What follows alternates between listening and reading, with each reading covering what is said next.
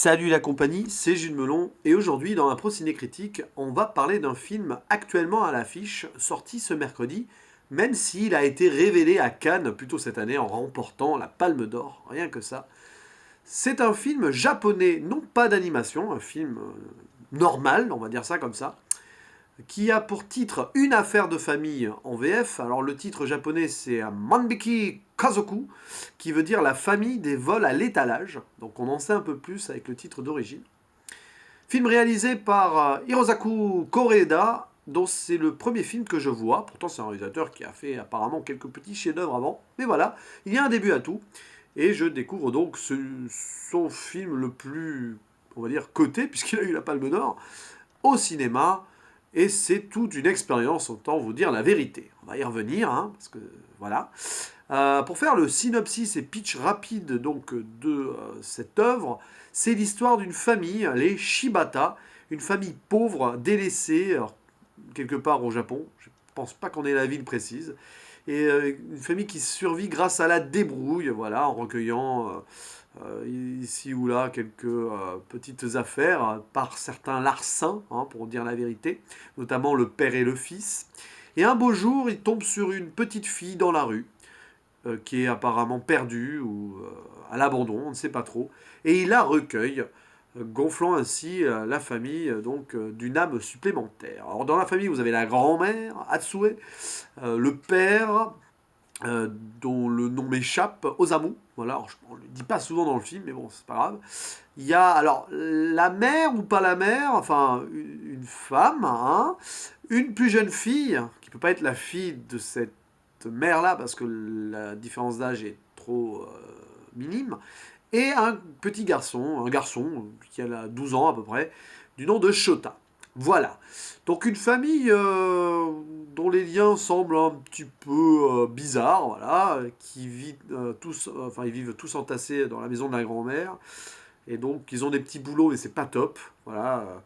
On va dire que la jeune femme, voilà, travaille dans une blanchisserie, l'homme en tant qu'ouvrier du bâtiment, tout simplement. Mais évidemment, ça ne suffit pas. L'argent n'afflue pas des masses, et donc ils font quelques petits vols à l'étalage, en complicité entre le père et le fils. On voit dès le début du film cette magnifique, cette scène est assez bien faite et bien filmée, je trouve. On voit donc cette magnifique scène entre le père et le fils qui sont complices et qui usent de stratagèmes pour blouser les vigiles du supermarché et voler quelques petits trucs. Voilà. Tout est dans la solidarité. Oui, parce que ce film est un film sur l'union et la solidarité, la famille. Euh, Ça prouve qu'on peut s'en sortir si on se réunit tous dans un même but. Voilà. C'est un peu le message principal du film, l'union, l'amour entre des personnes.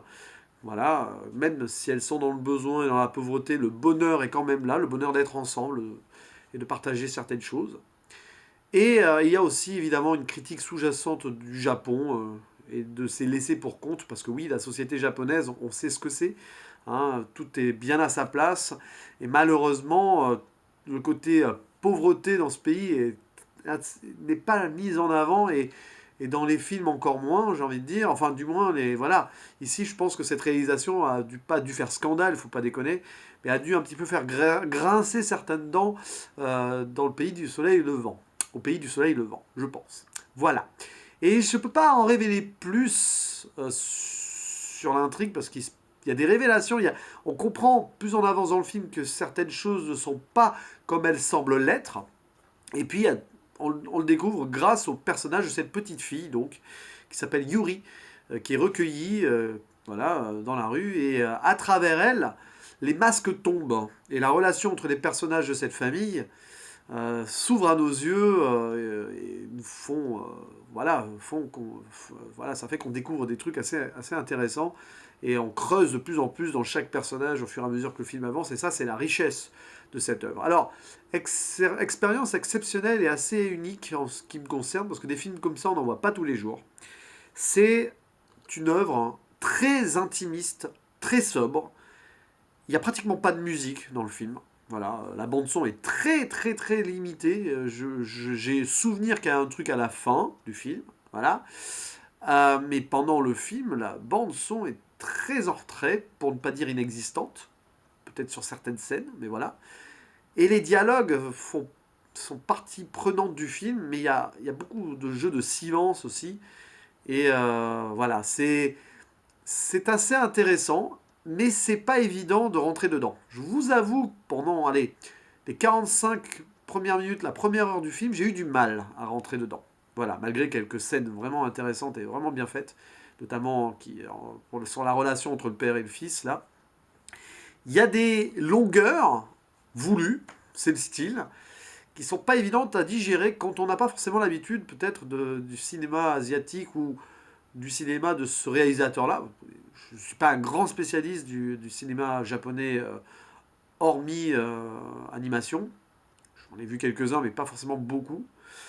Et peut-être que voilà, c'est peut-être mon tort, mais en tout cas, ce manque d'expérience-là m'a peut-être empêché de rentrer à fond dans le film, même si dans sa seconde partie, plus on avance, plus on s'approprie certains codes et plus on s'attache au personnage. Voilà.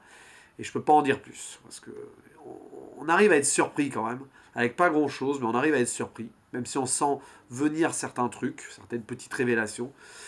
On est, voilà, on finit le film pas du tout comme on l'avait commencé, sans en dire plus.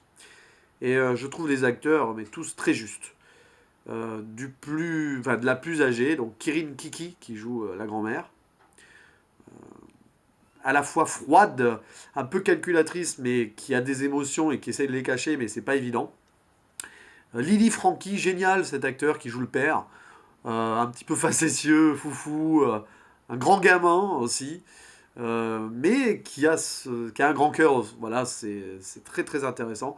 Et que dire des enfants, hein, voilà, l'acteur qui joue Shota, alors j'ai pas le nom là sous les yeux, et la jeune actrice, pareil, j'ai pas le nom, qui joue Yuri, tous les deux très justes, et la relation qu'ils ont entre eux aussi est intéressante, puisque le jeune Shota doit accepter cette petite sœur dans la famille. Au début, il a du mal, puis finalement, il l'adopte, et puis il essaye aussi de lui montrer comment on vole, machin, même si c'est pas bien, tout ça. Enfin, voilà. Voilà, tous les acteurs sont très bons dans le film, et tous les personnages sont travaillés et creusés. Donc ça, c'est aussi une grande force, notamment du cinéma japonais dans le sens large, mais à chaque fois que je vois un film asiatique d'ailleurs, même dans le sens large, les personnages sont souvent très très bien développés. C'est quelque chose qui manque parfois dans le cinéma occidental ou américain. C'est un petit point de vue comme ça. Voilà. C'est du cinéma qui prend son temps. Alors, peut-être un peu trop sur celui-ci. J'avoue, je comprends pourquoi il a eu la Palme d'Or. C'est très carré et très bien fait. C'est d'une narration parfaite. C'est pas tout à fait mon truc, même si j'ai été ému, un peu touché, j'ai pas pleuré, j'ai pas senti les larmes venir non plus, même s'il y a quand même certaines scènes qui font, voilà. C'est pas forcément mon style de film, mais alors j'ai quand même rudement apprécié l'ensemble. Je peux pas monter plus haut que 7 sur 10 parce que subjectivement, voilà.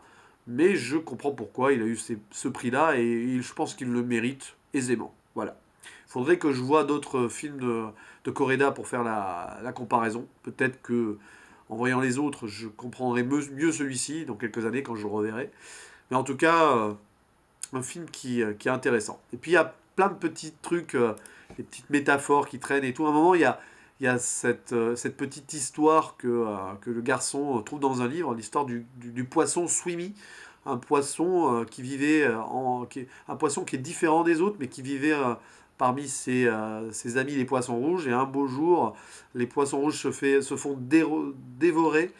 Et le petit poisson, Swimi, le petit poisson noir, se retrouve tout seul, triste, jusqu'au jour où il retrouve d'autres poissons rouges avec qui il s'allie pour vaincre le thon, en fait, qu'avaient mangé ses congénères auparavant.